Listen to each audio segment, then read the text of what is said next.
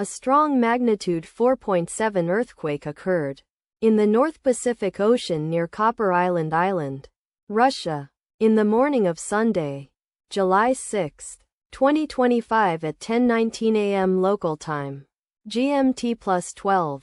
The depth of the quake could not be determined, but is assumed to be shallow. The quake was not felt, or at least not reported so. First to report, GFZ after 18 minutes. The earthquake occurred 51 weeks after a magnitude 5.1 earthquake had hit on Friday, July 12, 2024, at 4:53 p.m. local time. Asia, Kamchatka GMT+12. In 60 kilometers, 37 miles, distance to the northeast. Data source from Volcano Discovery. Did you feel it? Let us pray. May the earthquake that occurred not affect our brothers and sisters there.